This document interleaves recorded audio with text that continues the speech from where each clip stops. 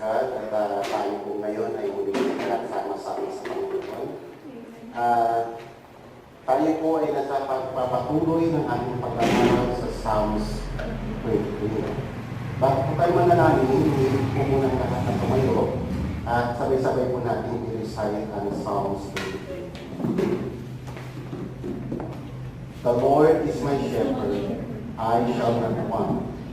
He makes me lie down in green pastures. He leads me beside still waters. He restores my soul.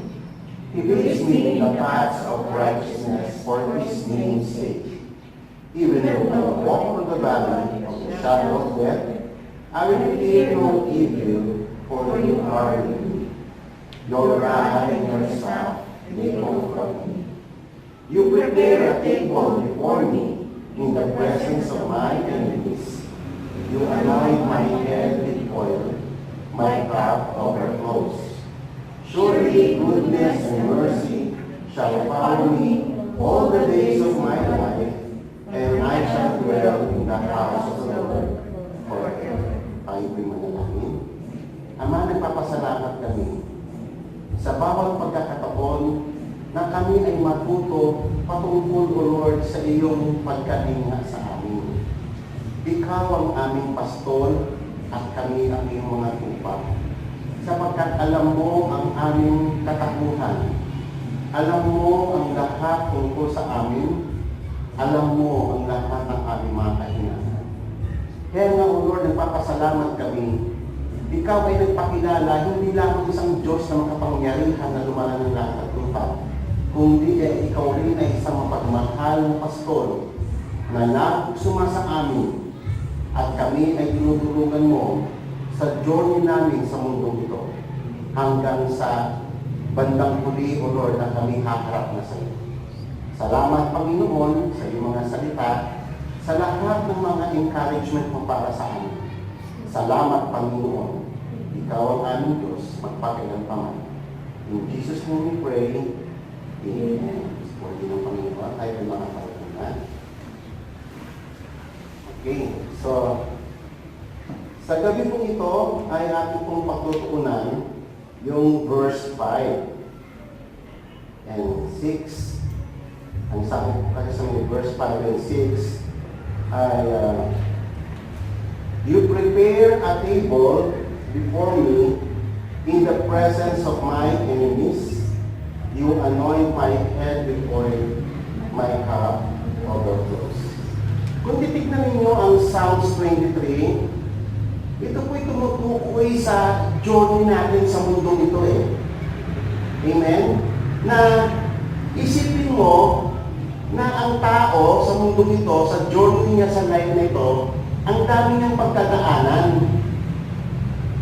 Hindi po ba? Ang hirap ng ang tao, wala siyang pastol. Kundi ang pastol niya lamang yung sarili niya. Ang hirap ng gano'n. Napakapalad natin sapagkat ang Psalms 23, it was written upang ipakita yung reality. I'm talking about reality. The reality of God's presence in our lives sa lahat ng ating journey. Tignan niyo yung papaano sinet up ng Panginoon ang senaryo sa Psalms 23. Una, di ba ang unang-unang statement niya, The Lord is my shepherd, I shall not want. So, alam niyo yung ano pa lang yung version pa lang yun, napaka-importante na nun eh. Kasi it talks about na bandang huli, mga kapatid, marirealize natin yun eh. Sa dami-dami ng mga bagay sa mundong ito na pangangailangan ng tao, mauuwi ka naman talaga sa isa-isa lang na kailangan mo eh. Amen? Capsulated na yun yung verse 1 na yun, actually, kung kaya na natin intindihin yun, andun na lahat eh. Kung sinabi ni David John, The Lord is my shepherd, I shall not want. Tapos nagbigay na siya ng iba't ibang senaryo. Saan tayo siya ni shepherd ng Panginoon? Sa green pastures, beside the still waters, di ba? He restores our soul. He leads us in the path of righteousness for His name's sake. Tapos biglang nasa dark valley tayo, di ba? Yung mga low lowest part ng ating buhay. Yung valleys. So, pinadaan tayo ng Panginoon Diyos doon, pero with the assurance of His presence. Amen? And then, na talagang tayo as a sheep, compared to sheep, talagang fearful being tayo. Kasi yung kung bakit kita mo yan, isa yan sa mga prominent feature ng sheep, fearful. Madali siyang matakot. Ganyan po tayo. We are oriented sa fear. Because of the fall. Kumbaga sa nakakabit na sa atin, ang dami natin kinakatakutan. Isipin niyo po, kung walang Panginoong Diyos, paano na kaya ang buhay? Kung wala siya sa atin. Amen? So, pagkatapos noon, nung senaryo na yun, na dumadaan tayo sa may dark valleys, na inassure niya tayo ng kanyang presence, inassure niya tayo ng kanyang pagliligtas, and then biglang nagbago yung senaryo. Nandun ka sa warfield. Nandun ka sa may battlefield. Di ba yan kita niyo yung verse? You prepare a table before me in the presence of my enemies. Yan po ay yan po ay tumutukoy sa mga adversities of life. And yet, si God, anong ginagawa ng pastor natin sa atin, despite itong napakagulo na senaryo, nag-prepare siya ng table. Hindi po ba? Kita niyo yung senaryo, yung assurance ng Diyos, ng kanyang kapangyarihan, ng kanyang presence, inanulit niya pa tayo with oil, and our cup overflows. Tingnan niyo po yung senaryo. Amen? Ganun po sa journey natin sa buhay na ito, ang dami nating pagkadaanan. May mga ups and downs. Amen? Ang dami nating struggle sa buhay. Inward and outward. Amen? Nandoon yung mga emotional, nandoon yung sa mental, nandoon yung physical, nandoon yung social, unrest. Lahat kaliwat kanan, we are oriented sa presence of enemies sa buhay natin. Amen? Kaya nga, ang Biblia, hindi nagkamali. Alam niyo ba, pinili talaga ng Panginoon yung right word. You prepare a table before me in the presence of my enemies. So yung presence ng enemies na yan, mula pa nung bata tayo, nandiyan na yan. Hanggang ngayon, hanggang sa haharap na tayo sa Kanya, sa bandang huli. Hanggang yung haharapin na natin yung final fear natin, yung death, yung mamamatay na tayo. Na andyan yung adversities ng buhay, o tinatawag natin adversaries of life, enemies sa buhay na ito. Kaakibat na yun, buhat nung tayo bumagsak sa kasalanan. Kaakibat na sa atin yung adversities.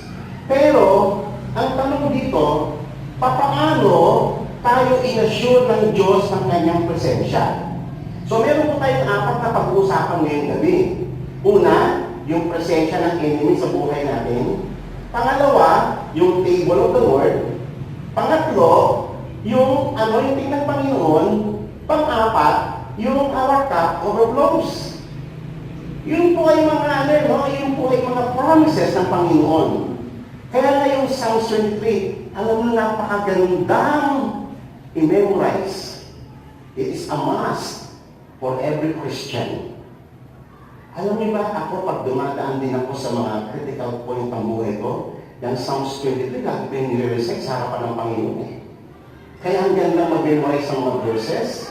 Tapos i-confess mo yun, ibabalik mo yung salita mismo niya sa iyo, sa Kanya, pag nagpipray ka, in full trust and in full hope. Amen?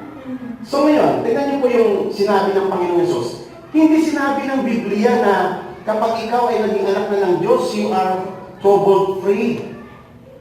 Wala akong ganong promise Walang sinabi ang Panginoong Diyos na sa buhay na ito, puro happiness, puro tagumpay, puro ganito, puro positibong mga bagay. Wala akong ganung promise eh. Actually, the valley of the shadow of death ay assurance ng Panginoong Diyos yun. It is a promise of trouble. Di ba? And then ito, in the presence of enemies. Hindi sinabi ng Panginoon na, tanggalin mo yung enemies mo pag naging Kristiyano ka na. Hindi.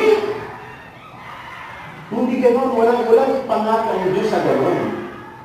Bagkus, anong sabi ng Panginoon Jesus, basahin nga po natin yung John 16:33.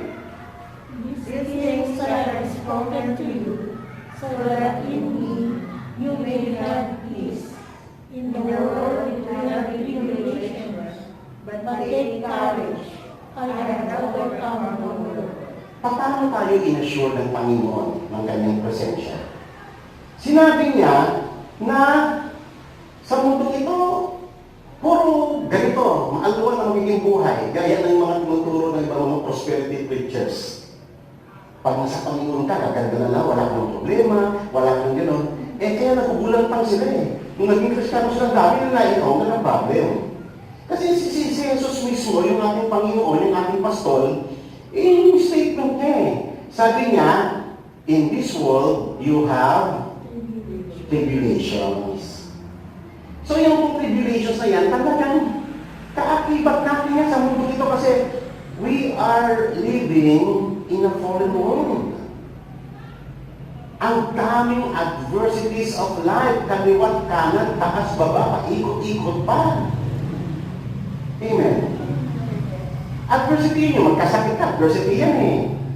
Yung magkaroon ka ng problema sa kapwa-tao, nagkaroon ka ng sama ng adversity yan eh. Amen? Yung magkaroon ka ng mga iba't ibang klaseng problema sa mga adversities of life yan. Yan tinatawag na the presence of enemies sa buhay natin. Marami tayong tribulations na pagdadaanan sa may buhay.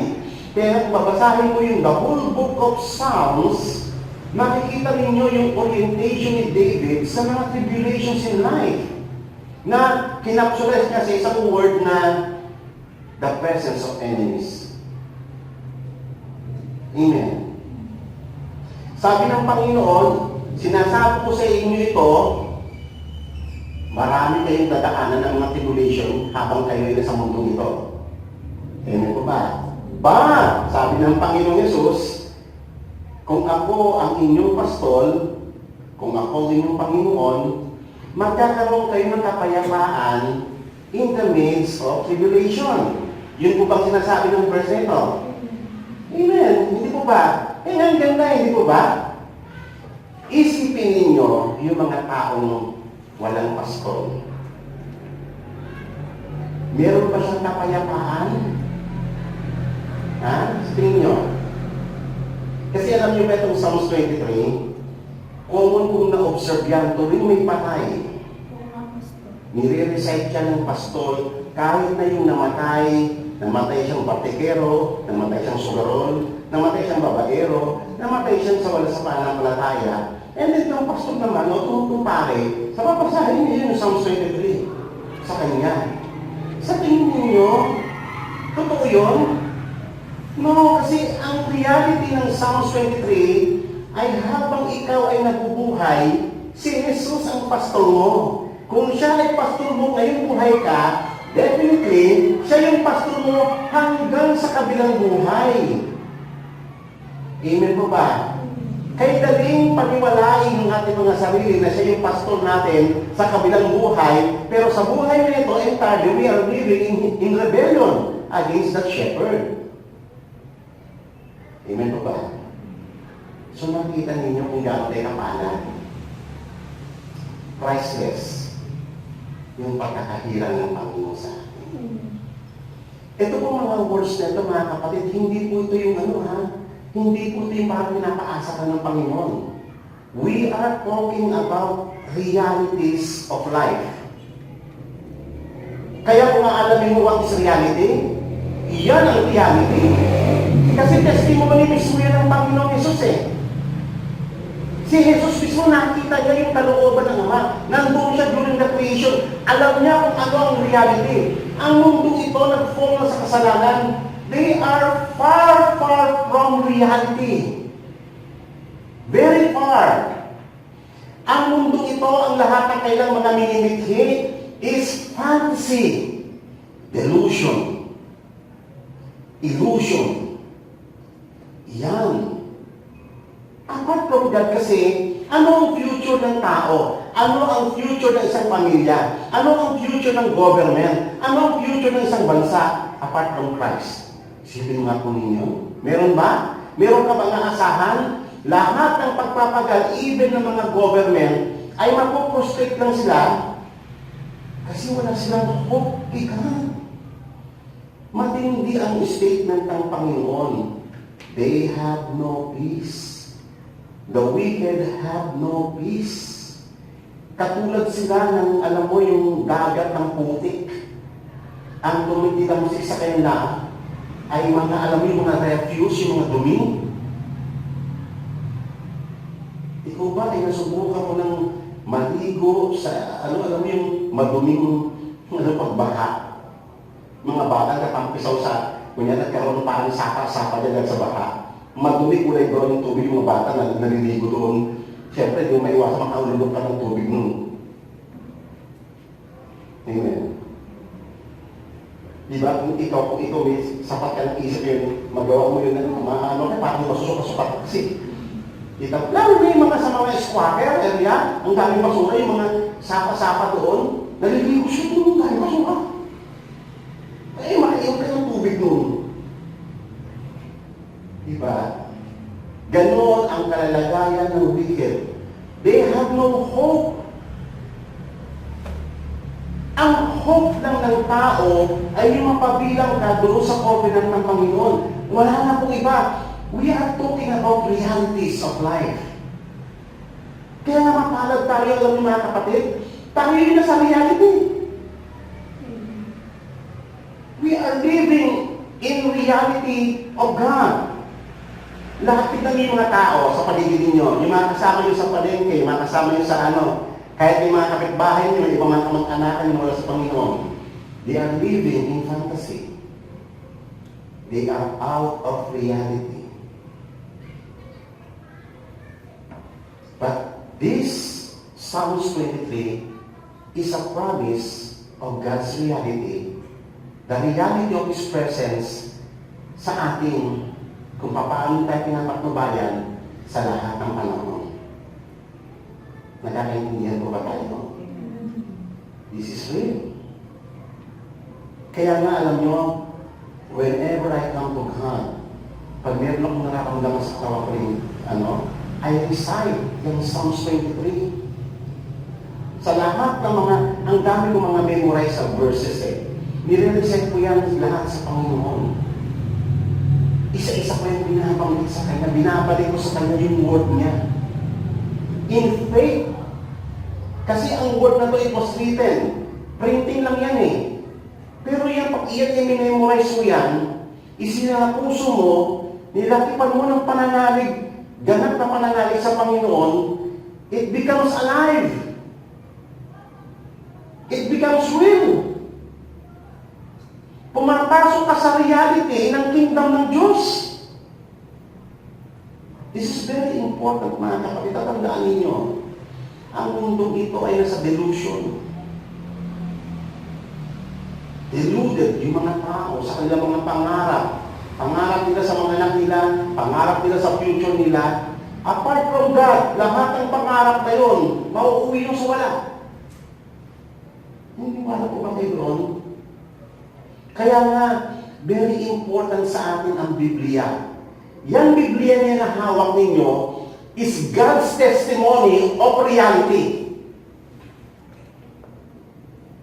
Gusto niyo nakita ang reality? Basahin niyo ang Bible. Lahat ng sinabi niya ng Panginoong Diyos is testimony.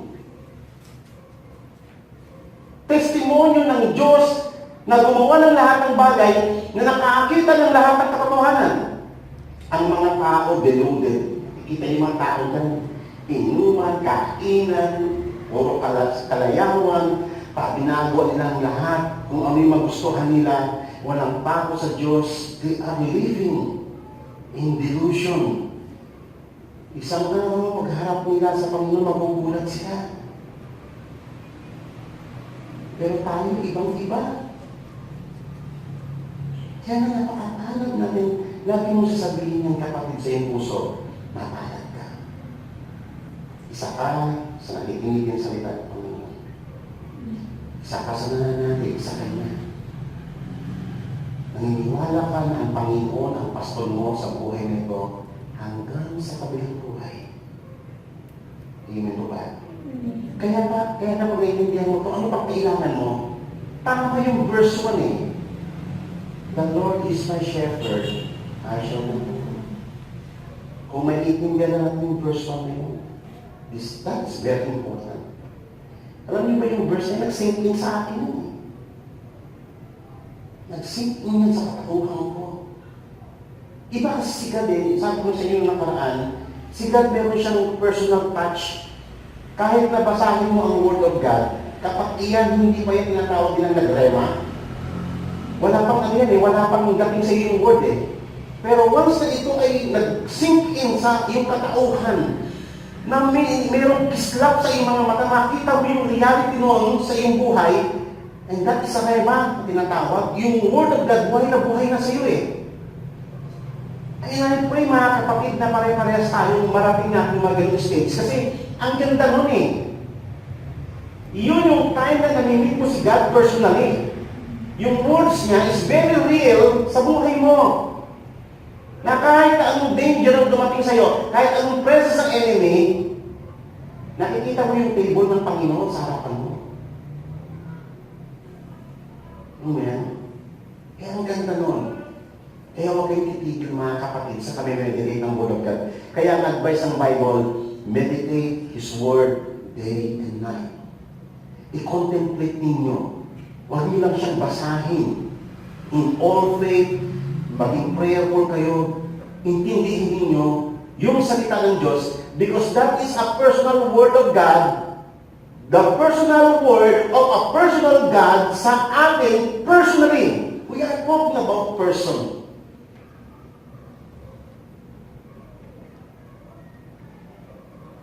Amen. Kaya nga alam nyo, sa totoo lang, ito yung lagi kong ninang sa text o nakaputuro eh. Yung marating ng mga nakikinig, marating nga yung stage ng reality. Sa totoo lang, isipin nyo yung pinanggalingan natin. Galing tayo sa delusion, galing tayo sa fantasy. Lahat ng orientation sa may buhay is fantasy lahat yan eh. And then, nung lumapit ka sa Panginoon, nag-start kang makita what is reality. Hindi yun kagali, hindi ganun kagali yun. It takes years sa akin. It takes years. Bago ko talaga makita si God. Kami meditate ang kanyang word. Kaya nga tayo, alam niyo ba, kasama yung adversities of life. Kasi alam niyo ba, si God, mas dinig na dinig mo yung tinig niya sa time na down ka. Sa totoo lang. Sabi niya nga sa Job, pag may sakit karamdaman ka, nangungusap ang Panginoon eh. Sa totoo lang. Mas nakakapag-communicate si God sa'yo kaysa nung panahon malakas ka. Kaysa panahon wala kang sakit karamdaman. Hindi niyo ba alam, ito kahit sa literal sense ha, alam niyo ba yung mga poet, yung mga artist, yung mga magagaling mag-compose ng mga kanta? Lumalabas yung kanilang magagandang composition sa panahon na down sila. Ang galing ng disenyo ng Panginoon eh. Kaya walang sayang kay God. Kaya ang sabi ng Bible, give thanks to Him in every circumstances. Nandoon ka man sa height ng buhay mo, nandoon ka man sa lowest part ng buhay mo, magpasalamat ka. Lahat ng iyon ay sangkap ng pag-deal niya sa atin, sangkap lahat yun ng pagpapakilala niya sa atin. Amen. Ayun ba'y nagkakaintindihan tayo? Ang sarap marating yung stage na yun. Yung ma-reduce ka na talaga sa iyong sarili at sigad na talaga. Siya na rin nakikita mo eh. Despite ng lahat ng kaguluhan sa mundo ito, despite ng lahat nakikita, babalitaan ng kaguluhan, crisis, pandemic, lahat ng yan, pero si Catherine nakikita mo table niya sa harapan mo What a wonderful promise of reality. Kaya huwag yung apakagaling sa Panginoon reality. Narating kita ko sigat kita ko yung reality. Testimony yan, yung Bible na yan. Hanggat may paningin pa kayo, hanggat nakakita pa kayo, magbasa kayo ng Bible. Huwag kayong gagaya sa iba ng daming justification. Kasi pastor, malabo na mata ko. Pwede bumili ng salamin. Amen? Kailan pa i-aspire magbasa ng Bible? Pagbulag ka na?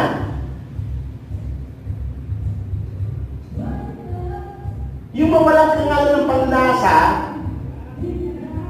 na nasa isip mo na, saan mo ulit yung panglasa ko para makakain mo ng patik mo yung pag-ano?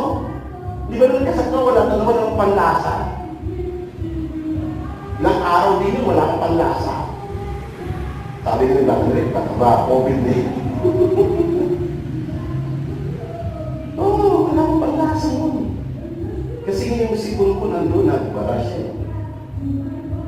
Kaya ito yung panglasa ko. Pero, sabi ni brother, nag-research siya, kapag may panglasa ka ng sweet, at may panglasa ka ng bitter, hindi yan COVID.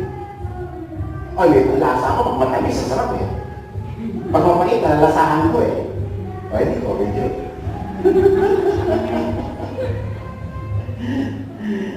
Amen. Sabi ng Panginoon. Kaya nga, in this world we have tribulation. But take courage, I have overcome the world. Kaya nga, dinugtungan ito doon sa Median chapter 1 1 John chapter 5 Who will overcome this world? Ang daming tribulations dito Those who believe in the Son of God. Amen. Kaya nga yung faith, mga kapatid na itinuro sa ating Panginoon, huwag ninyong hahayaang mawaglit yan sa inyong puso. Iyan ang kailangan nyo sa mundong ito to overcome this world. Buti sana mga kapatid kung nandun tayo, all the time nandun tayo, every minute ng buhay mo nandun tayo, pero hindi pa sasapat yun Si God lang talaga ang kailangan mo, si Jesus lang talaga yung shepherd natin, wala nang iba. Siya lang talaga. Anytime na doon ka, pwede ka tumawag sa kanya Isang luhod lang Amen? Ako bumabangon ako anytime sa gabi. Minsan kinigising ko ng Panginoon, hating gabi, madaling araw, I pray. Amen. Huwag niyong ilimit yung time ng prayer. Kaya, tingnan niyo yung pagkakadescribe dito ng adversities of life sa may Psalms 129. Sabi nga rito, dinescribe ng psalmist, many times they have persecuted me from my youth up. Mula pa nung bata tayo oriented na tayo sa adversaries Let Israel say now, many times they have persecuted me from my youth up, they have not prevailed against me because of the Lord. Amen? The plowers plowed back upon my back. They lengthened their furrows. Isipin ganito parang alam yung halimo na hahaba ng buko, kinakayod niya yung likod natin, ganon. Yun po ay simbolo ng adversaries. Kung paano na tayo tinutorture, pinapahirapan sa buhay na ito because of our fallen state. Amen. The Lord is righteous. He has cut into two the cords of the wicked. Kita mo, nirescue tayo ng Panginoon Diyos dyan. Amen. Nirescue tayo ng Panginoon. Inassure niya tayo ng kanyang presence. As a shepherd, dadaan tayo sa lahat ng uri ng anyo ng buhay dito sa mundo ito with the assurance of God's presence sa buhay natin. Amen. Another verse sa may Psalms 124. Sabi nga dito, had it not been the Lord who was on our side, let Israel now say, had it not been the Lord who was on our side, when men rose up against us, that is the presence of the enemies, the adversaries of life. When men rose up against us, then they would have swallowed us alive. Kanina yung description, kinakain yung likod ng mahaba mga kuko. Ito naman, sabi niya rito, kung Panginoon hindi nag-text sa akin, ano na kaya yung paano na kaya? Sabi niya gano'n, when their anger was kindled against us, then the waters would have engulfed us, the streams would have swept us over our soul, then the raging waters would have set over our soul. Wala na sana talagang totally katulad ng mga tao sa pundo. Totally nakikita na sila ang adversaries of life. Blessed be the Lord. Ito yung kanyang conclusion. Blessed be the Lord who has not given us to be born to their teeth. Our soul has escaped as a bird out of the snare of the trapper. The snare is broken. We have escaped. Our help is in the name of the Lord who made the heaven and the earth. Alam niyo ba yung trapper na yan yung fowler Alam niyo nang huli ng ibon, yung mga may trap siya, yun yung trapper. Sinabi yan doon sa may Psalms 91 di ba?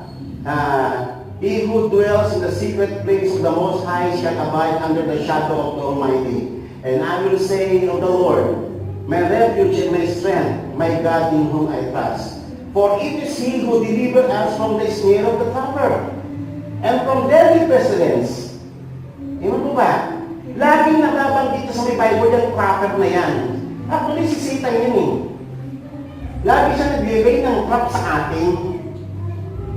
Pero ang laging assurance, pag ikaw meron kang pastol sa buhay na ito, meron tagapagligtas sa'yo.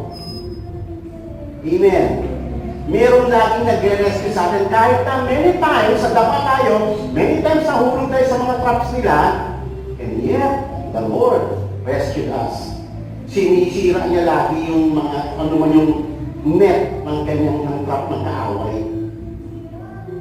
Kaya nga po doon sa may Psalms 23 verse 5, it is the assurance of God's presence in the midst of our battle in this life.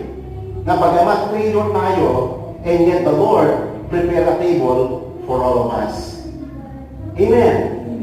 Kaya nga, amidst conflict, and in the presence of our enemies, and our problems, God is compared to a host, and we to guests. Amen? Alam niyo ba kayo may nakasubok na mag-istima ng bisita? Kunyari, may darating mga kamag-anak o kaibigan ang pagdating, grabe yung preparations mo, hindi mo ba, kapatid? Oo, paghahandaan mo talaga yan. Pagluluto ka mo ng masarap yan, talagang magpagalaan mo ng panahon yan. At ikaw naman, na bilang isang visitor, sa nakita mo ganun ka-inistima, what do you feel? Uy, napaka-special naman mong sa atin na ikaw blessed na blessed ka, di ba? Kasi, pinakatumuhan ka ng ganon ka-special. Naalala ko nun, babae ko sa akin kami nila sa Sister Cynthia, magluluto siya ng pansit na may Del Monte. Kasi doon ko lang natikman yun yung pansit na may Del Monte, sarap ako doon. Di ba? Pero isip mo gano'n tayo ka-special na itong pamilyang ito, dahil nasa tayo pamilya sa Panginoon, pinaghandaan nila kahit na anong busy na sa palengke. Nag-prepare sila, meron tayong pagsasalusaluhan bilang kakapagin sa Panginoon. Tingnan mo ba? Ang Panginoon nakakabuti Ganun ang ginagawa ng Diyos, binagahandaan niya rin tayo. Kaya tayo naman, in response, parang kagarapat-dapat doon Kasi failure naman talaga tayo sa buhay na ito Di ba? We are greatly honored. Kailan ba kayo nakatapat sa presence ng enemies? Wala, lagi tayong bagsak. And yet si God, ang tayo pakitunguhan, as a guest, He prepares a table for us. Andun yung ipahin na yung wound namin. Kaya nga ang ganda ng attitude ng Christian, yung always na yung, Lord, thank you po. I do not deserve anything sa buhay mo ito. I do not deserve. And yet si God, nakangiti sa'yo, binaban niya yung wound mo sa battle. Alam niya, ang dami mo mga struggles dito. Pero ang Panginoong Diyos, inaaliw niya tayo, pinapalakas namin tayo. Hindi para makaiwas sa battle. Harapin mo yung battle. Harapin mo yung battle. Nandiyan yan eh. Part yan ng fallen world. Habang tayo nabubuhay, parang shadow na natin yung adversaries of life. And yet God assures us of His presence. Amen? Na sinusustain niya tayo. Sipin mo yun yung scenario. Andiyan yung war, andiyan yung chaos, andiyan yung kaguluhan, and then sila nag-prepare ng table, nag-celebrate tayo, nag-feasting tayo. Tumapala yung enemies, ang dami mo. At tayo, nagkakainan tayo. Uy, yun mo naman yung scenario, di ba? Kumbaga sa, alam niyo ba yung mga sundalo sa tigmaan? Di ba? Ay nakapanood na ba ng war movies? Paano kumain yung mga sundalo? During time? Relax? Pakuya-kuya-koy? Ha? Hindi! Yung mga sundalo, pagkakain niya siguro 1 minute, kukulang, lulukin niya lahat, mabilisan yan eh. Nasa tigmaan ka eh. Pero rito, yung pinapakita ng Panginoon, anak, relax ka lang. Relax ka lang. Huwag kang matalanta kasi tayo natatalanta tayo eh. Ang dami ng adversaries eh. Sa buhay sunod-sunod eh. Kaliwat kanan. Sabi pa ng taon na. Yan yung madalas sabi sa Bible eh. Di ba? Be still and know that I am God. Basahin niyo po yung mga verses na yun. Laging mayroong mga kaguluhan. Katulad yung Israel, hinahabol ng mga armies ng Egypt. Be still! Sabi ng Panginoon. Amen. Alam nyo, kaya ito sinasabi ng Panginoon Jesus, para matuto tayo kung sino ang titignan mo sa panahon ng adversaries. Kasi ang din sinabi, pag natakot tayo, kinakain tayo yung takot natin eh. Nininervyos ka na hanggang sa maparalyze ka eh. Sabi ng Panginoon, anak, ako pastor mo. Pastor mo. Kaya kain tayo ng Kristo. Magpahinga. Amen. Tignan yung galing ng Panginoon, di mo ba? Yung scenario na tinuturo niya sa atin dyan eh. Mga kapatid, that is reality. Reality yan. Kaya nga ako, alam niyo ba, pag yung kunyari, nasa time ako na natatakot ako dahil sa mga nararamdaman ko sa sarili ko, pag lumuto sa Panginoon eh, talagang hinahanap ko yung kapayapaan ng Lord. Lord, bigyan mo ako ng peace. Na huwag akong titingin by what I feel, hindi ako titingin by what I say, but titingin ako by what I believe. Amen mo ba? Ang sarap nun, alam mo ba, nabanggit ko yung tigad eh. Lord, hindi ako titingin sa nararamdaman ko.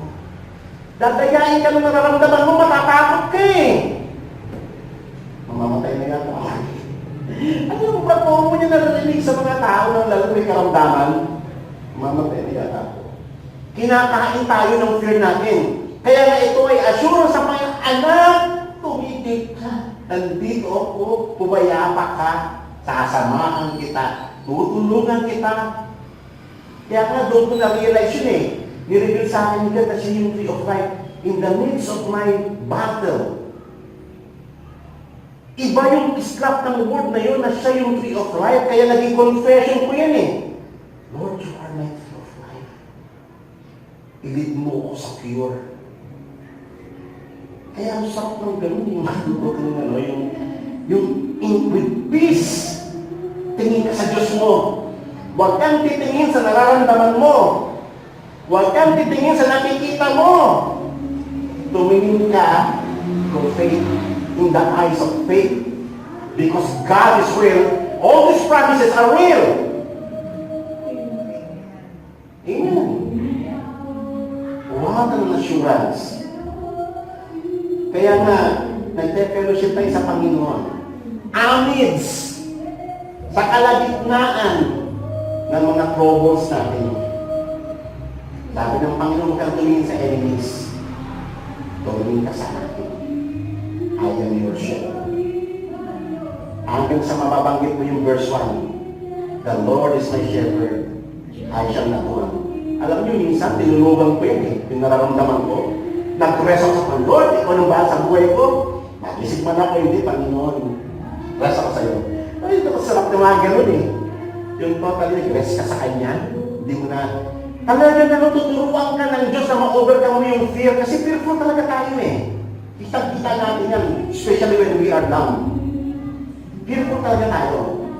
Pero tuturuan ka ng pastor natin na ma-overcome mo yung fear through faith. Amen. I pray na maintindihan niyo lahat ito pag nandun kayo sa stage na yun. Personal kasi sigat ko magturo eh. We who are unworthy to be His guests, we who are failing oftentimes in our warfare, we find the divine host coming to meet us at the place of Father and showering us with abundance of His blessings. Wow! Kita mo nakita ni Pastor yun? Nakita niyo yun eh. Siguro natin din ni Pastor yun. Kung ito kasi alam na alam niya eh. The goodness of God's providence, grace abounding to sinful man. Nag-abound yung grace ng Panginoon sa atin in the midst ng battle. Kahit na failure tayo, we are not worthy to receive those blessings, and yet si God, anak, sabi ng ganon, hindi ko nabibilang yung dami ng iyong kasalanan eh. Kaya nga sabi sa Bible, Lord, if you mark out my transgressions, who will stand? Hindi ang tinignan yung dami ng ating pagdagsak eh. Ang tinignan niya yung faithfulness niya sa kanyang mga salita. Amen. Ito, maganda. Anong sabi ni Lolo Rosdover dito tungkol sa anointing? Sabi niya, the significance of this anointing is important one. It is a ritual reserved to kings and priests. Totoo naman eh. Nakikita sa Bible sino yung mga ina-anoint? Mga kings and priests yun eh. Bakit yung naisama doon sa may Psalms 23? In relation doon sa preparation of table in the midst of the presence of the enemies. Diba? And typifies their spatial authority and divine derivation. God anoints our head with oil. He makes us His people a kingdom of priests unto Him. Diba? Sa halip na, diba, pag tayo ay natatakot ka dahil sa dami ng adversaries ng buhay, and then si God nag-prepare ng table, siya anoint ka ng kanyang oil, anong makikita mo doon? Na nire-remind ka ni God, anak kita eh. Amen. Inanoin kita. Tumingin ka sa calling mo. Yung calling mo ang mas mahalaga na maintindihan mo, maunawaan mo yung significance ng calling yan. Inanoin ka as God's emissary sa mundo ito. Huwag kang mag-focus dyan sa nakikita mo, nararamdaman mo. Tumingin ka sa ipapagawa ko sa iyo. Kaya nga kita inanoin ka. Amen. Alam mo ba yan ang life pinocontest ni God? Lord, I am your servant. I am your servant, O Lord. Panginoon, ang buhay ko nasa sayo eh. Yung aking yung length of my days nasa sayo mga kamay. Kung naisong pa akong gamitin para sa iyo bukasan, Lord, here I am. Gamitin mo ko. Pagalingin mo, Panginoon. Palaksin mo every parts of my body, every internal organs. Palaksin mo, Panginoon, so that I can serve and glorify your holy name habang ako'y nabubuhay pa. O di ba ang gandang deal sa Panginoon Diyos nun? Ang gandang deal nun eh. Di ba? Nag-focus tayo, ano ba yung pinapagawa ng Panginoon? Do not focus on what you feel or what you see. Focus sa ginagawa ng Diyos sa buhay natin. Ang mahalaga yung mission natin sa life eh. Lahat naman tayo mamamatay eh. Actually, alam niyo ba ang kamatayan ng saints? Iba yan eh. Ang wicked, pag namatay, takot-takot dyan kasi hindi niya alam sa tutulong tayo. Alam niyo ba pag namatay tayo, from the moment yung pag-close ng eyes mo, tapos na lahat, nandun ka na eh. Nandun ka na sa presensya niya eh. Alam niyo, minsan kinocontemplate ko lahat ng ganyan eh. Kita ko na-assure ako sa presence ng Panginoon. Anong katakutan ko? Kaya mawawala talaga yung takot mo sa death eh. Mawawala yung mga kinakatakutan mo sa mundo nito. Even yung death, kasi death ang pinakanakakatakot eh. Pero patanggalin ng Diyos yun. Tuturuan ka ng mananalig sa Kanya. Kaya hindi iyon ang mga mahalaga sa buhay nito. Ang mahalaga, hanggat buhay ka pa, hanggat may lakas ka, paglingkuran mo siya. Ayan. Kaya gusto ko yung Dr. Mary, buhay natin sa Panginoon. Pinalingkuran na natin ang lahat ng bagay sa mundo nito. Amen? Ako, pinalingkuran ko ng profession ko. Wala na, lahat ng mga papakanas na sa akin sa ng tao sa mundo nito, wala na eh. Nalimutan ko na lahat yun. Yung gusto ko maging artista, nalimutan ko na. Ang mahalaga, kasama ko itong mga man of God, itong mga woman of God, sama-sama tayo sa gawain ng Panginoon. Amen mo ba? Hanggang sa dulo ng ating hininga. Amen. He anoints us with His oil. He makes us His people, a kingdom and priesthood unto Him. In the presence of our enemies, it means that we are marked, sabi ni Rosdoni. In the presence of our enemies, it means that we are marked as God, as His own, destined to be heirs of eternity and of His kingdom. This is the reassurance that the Lord gives us in the midst of our struggle. Amen. Assurance yun. Minarkahan ka ng Panginoon. O ikaw yung aking anak. Ikaw ay tagapagmana ng lahat ng bagay na inihanda ko before the foundation of the world. Sa puso mo hindi yung takot natin sa mundo nito. Hindi yung mga enemies, hindi yung mga adversaries, hindi yung mga struggles. Ang pupuno sa puso mo, yung mga sinabi ng Diyos na pangako niya patungkol sa atin, sapagkat iyon ay testimony ng Diyos natin tungkol sa reality. We are kingdom of priests unto Him. He called us to His eternity as heir of God. Wow! Amen. Lastly, the overflowing blessing.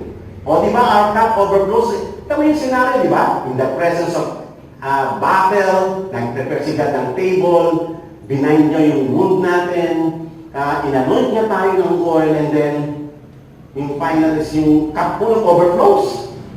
Wow! Kita-kita niyo naman kung ano ibig sabihin nun eh. Nag-overflow yung cup eh. O di ba? Kasi nga yung blessings ng Panginoon sa buhay natin, we are called sa blessing. And we are destined to become a blessing sa mundong ito. Amen! Regardless ng adversaries of life, iyan ang ating destiny. That is the reality. We are heirs of God.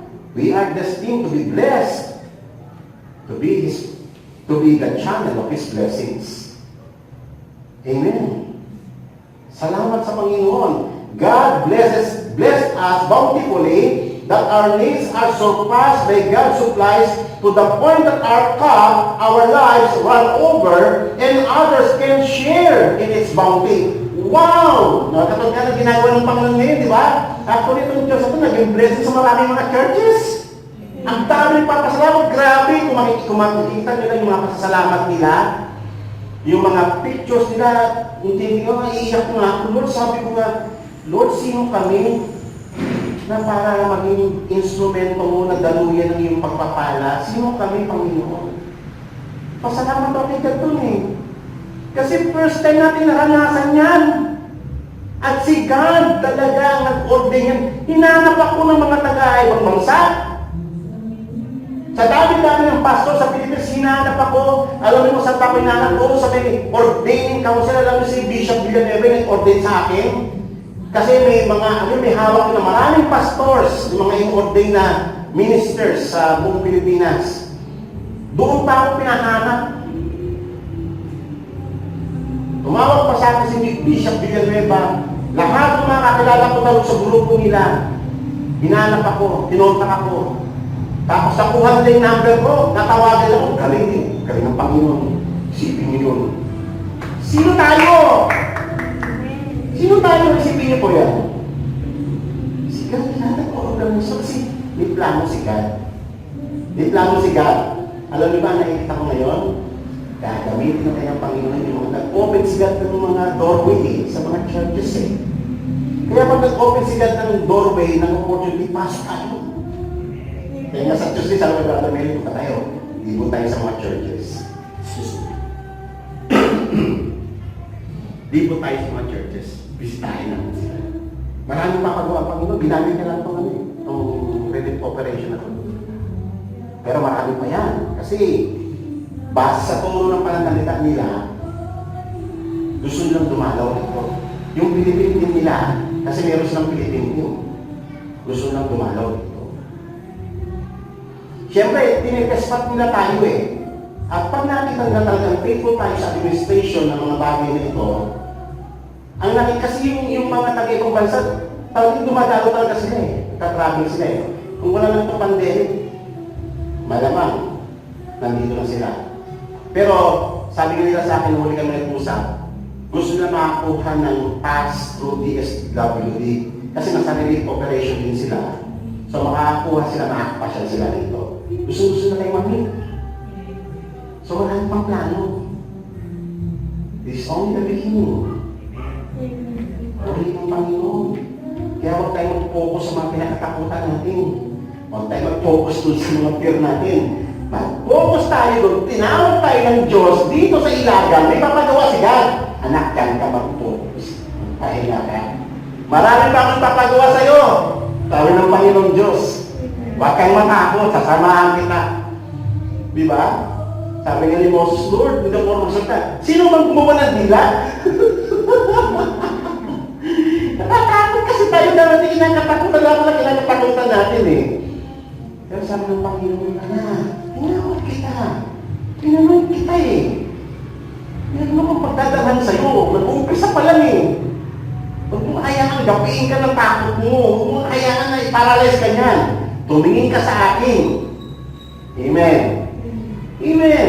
Purihin ang Panginoon.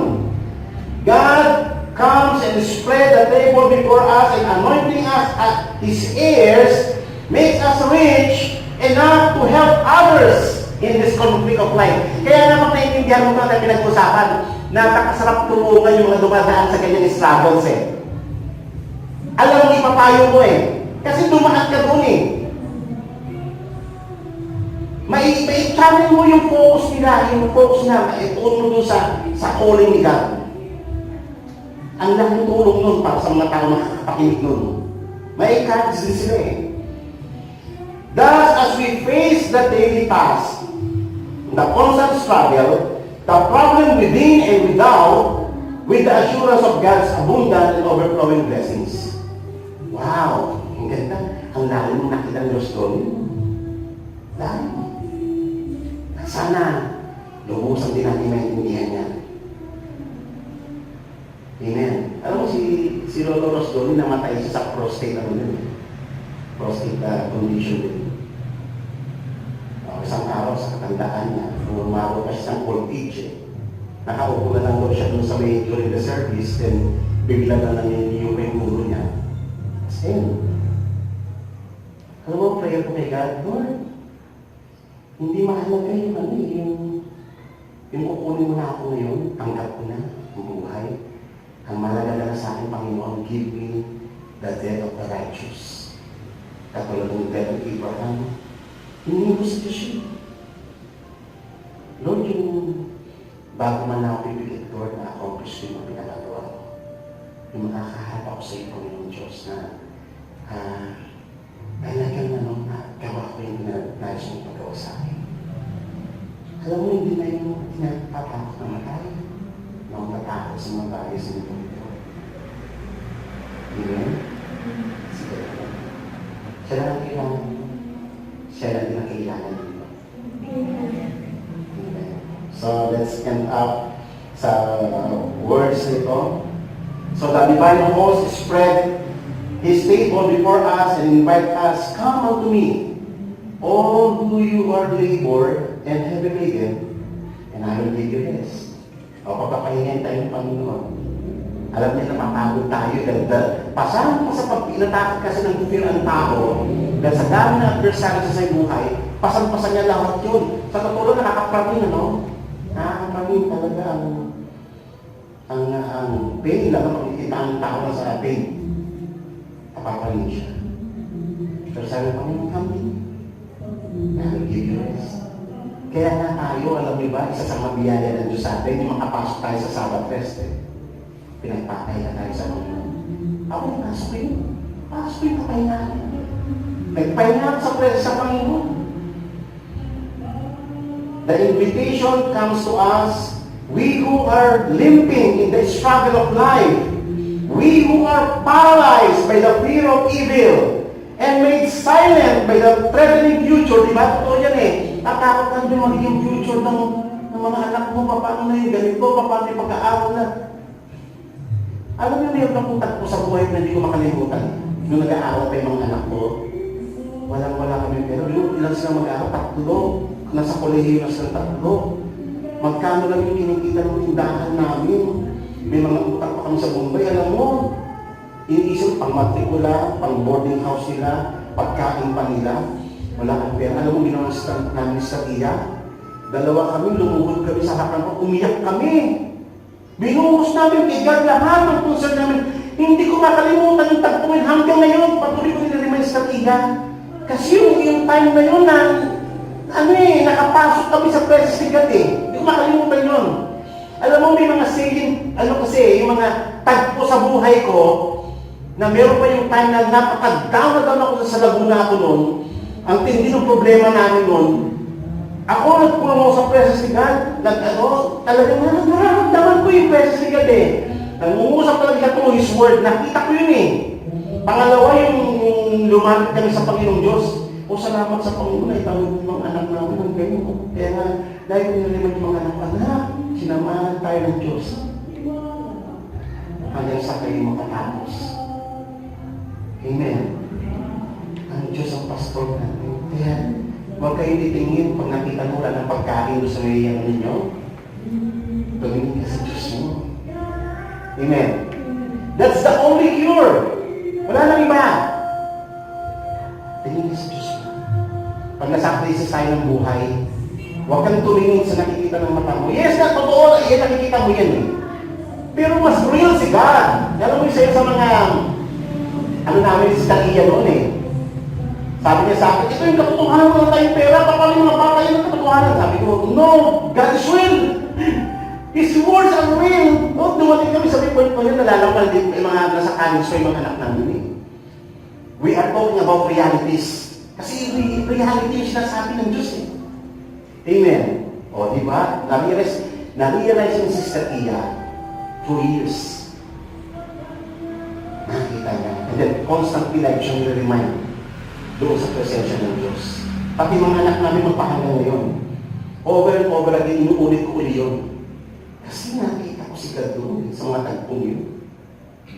Iba si God yun. Yung sinasabi siya, personal dealing ni God yun eh. Sa mga time na very local. Amen. Kaya nga, by the threatening future, we who are blinded by our own sins and failures, to us, He says, come, for all things are ready, my table is spread, my banquet is ready. Wow, sinabi ng Panginoon.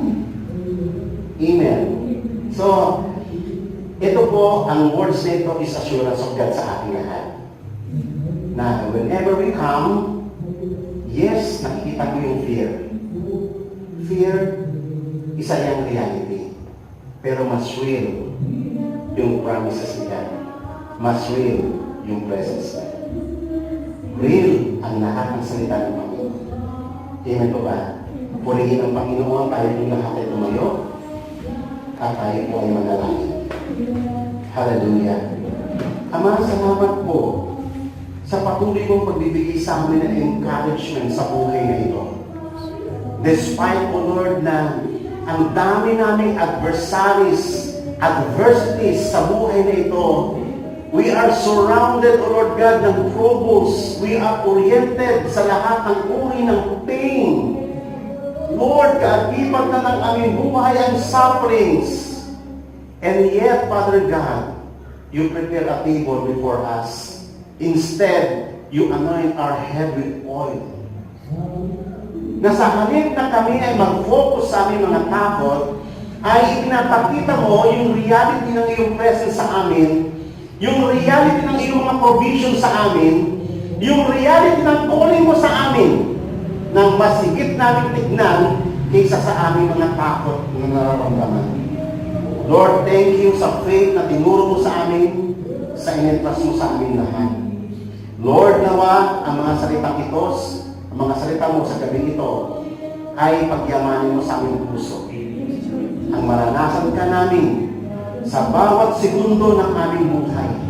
Na sa iyo na lang kami titingin hanggang sa finally masabi namin, the Lord is my shepherd, I shall not want. Lord, nais po namin marating ang stage na yun, Panginoon Diyos. Tulungan mo po kami sapagkat kami lahat ay mahihina. Panginoon, help us in our faith. Help us in our unbelief. Father God, and now we will come to our individual prayers. May your ears be attentive to our prayers, O God. Tayo ay manalangin personally.